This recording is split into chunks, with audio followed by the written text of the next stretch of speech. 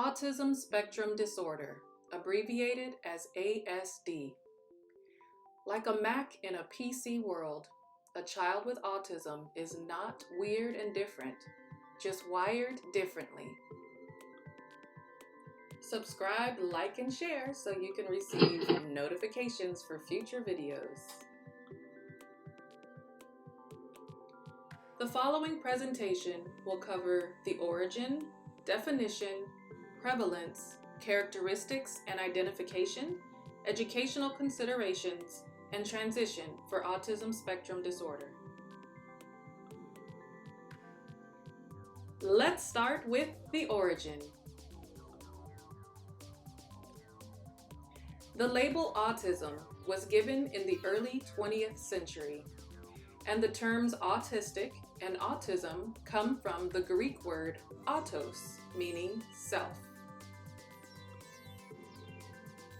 Two key researchers helped with the beginning descriptions of autism.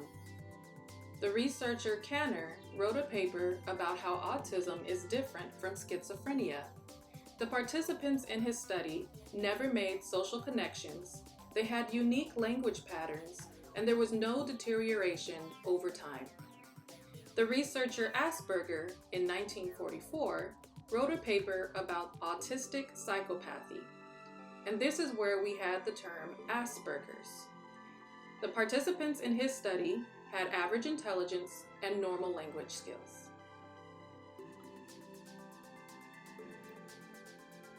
What is the definition of autism?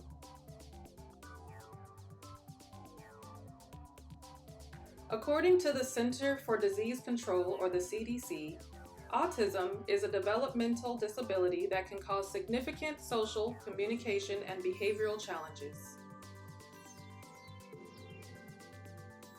How often does autism happen?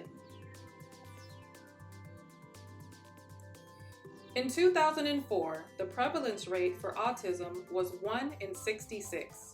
If we fast forward to 2020, the current prevalence rate is 1 in 54. Now you may be wondering why there was such an increase in such a short amount of time. It's speculated that due to the widening of criteria used to diagnose autism, that influenced the higher numbers of diagnosis. There's also a greater awareness of the condition, and it's possible that toxins and other factors have also contributed to the rise of prevalence. Autism is reported to occur in all racial, ethnic, and socioeconomic groups, and is almost 4 times more common among boys than girls. So now you may be wondering, what causes autism?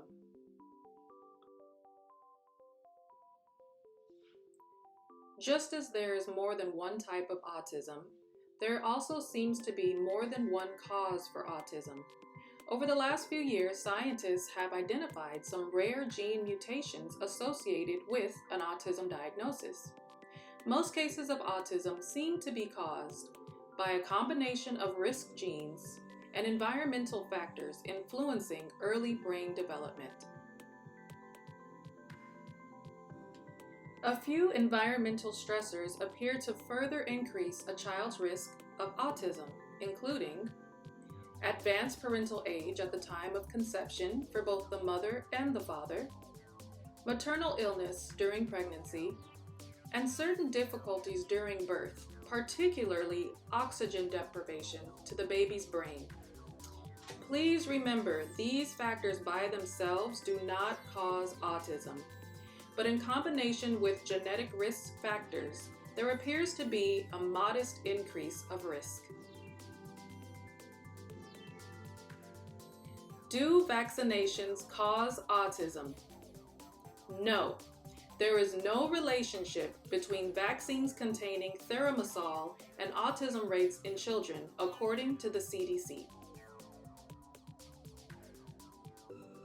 Characteristics and identification. Is there a medical test or blood test for diagnosing autism? No. The child's behavior and development are examined to make a diagnosis. When can autism be detected? sometimes at less than 18 months. But by 2 years, a diagnosis by an experienced professional can be considered very reliable. Many children do not receive a final diagnosis until much later. But keep in mind, all children should be screened for developmental delays and disabilities during regular well-child doctor visits. Additional screening might be needed if a child is at high risk for developmental problems due to preterm birth, low birth weight, or other reasons. Here are a few red flags for autism.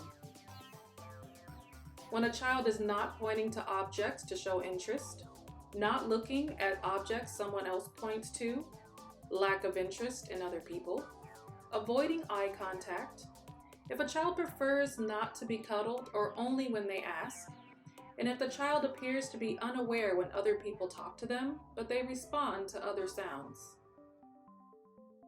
A few more red flags include if the child has difficulty talking, playing, or relating to other people, if they repeat or echo words or phrases, they may have difficulty expressing their needs with words or motions, they may have difficulty adapting to changes in routines, there could be regression in skills once developed, for instance, if the child was talking and now they're not.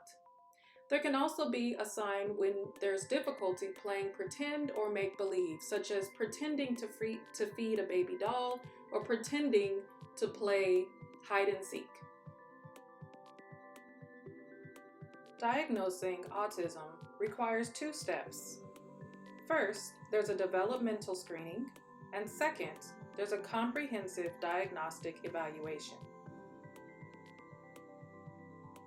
The developmental screening is a short test to assess basic skills.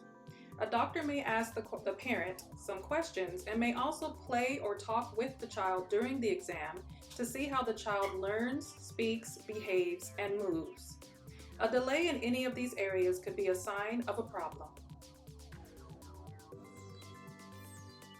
A comprehensive diagnostic evaluation is a thorough review which may include looking at the child's behavior and development, interviewing the parents, a hearing and vision screening, genetic testing, neurological testing, and other medical testing. The primary care doctor may choose to refer the child and family to a specialist for further assessment and diagnosis depending on the results. Specialists who can conduct a comprehensive diagnostic evaluation include developmental pediatricians, child neurologists, child psychologists, or psychiatrists. Educational considerations. Early intervention is key. Research shows that early intervention treatment services can greatly improve a child's development. The National Research Council identified essential features for early intervention. You want to enter into the programs as early as possible. Make sure there's intensive instructional programming. You want repeated teaching in brief periods, one-on-one and small group instruction. Make sure the program includes the family as well as parent training. You want to focus on low student-teacher ratios and make sure there's ongoing progress monitoring. Here are a few examples of educational programs that work well for children who have autism. The Picture Exchange Communication System, often referred to as PECS. This system uses pictures to initiate and maintain functional communication. Next, we have the TEACH system, or Treatment and Education of Autistic and Related Handicapped Children. This program focuses on structure, such as schedules, organization, and routines. Finally, we have the Pivotal Response Teaching System, which is often referred to as PRT, and this focuses on essential skills like initiations and responding to multiple cues.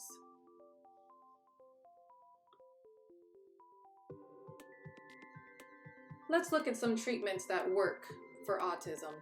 The first is applied behavior analysis. What is ABA?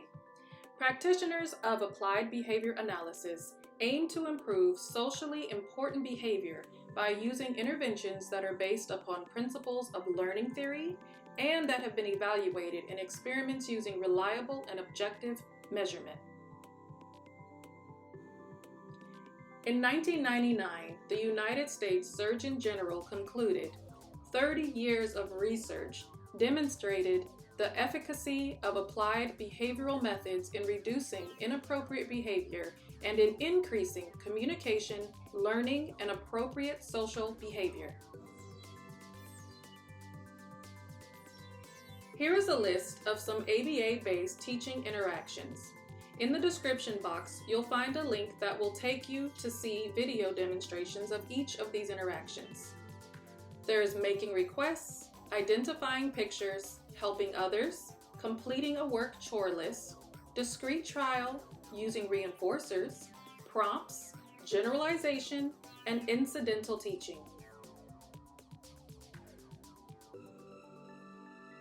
Aside from ABA, there are other treatment options available, however, they need more research.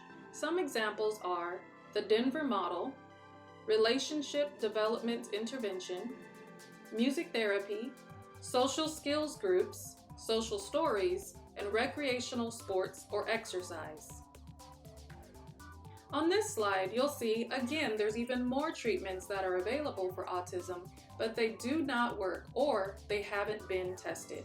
These include animal therapy, art therapy, auditory integration therapy, facilitated communication, holding therapy, play therapy, sensory integrative therapy, chelation therapy, hyperbaric oxygen therapy, and special diets. There's a link in the description box where you can read about more treatments that are researched and evidence-based versus those that need more research or they haven't been tested yet. Finally, we have some useful free resources, some toolkits that you can access. This link is also in the description box. Some examples of these free resource toolkits are the 100-Day Kit, Feeding Behaviors, PICA, Toilet Training, Sleep, Employment, and Going to the Dentist. Let's take a look at transition. Did you know that less than 50% of young adults with autism are employed? Internships in work environments using applied behavior analysis can help. Programming for those with severe autism need to include person-centered planning, community residential facilities for supported living, competitive or supported competitive employment. Programming for less severe autism will definitely need to include social interaction training. We have reached the summary. We have covered so much in this presentation. We started out with the origin with two researchers from the 1940s. We moved into the definition and the prevalence. We showed how the prevalence changed from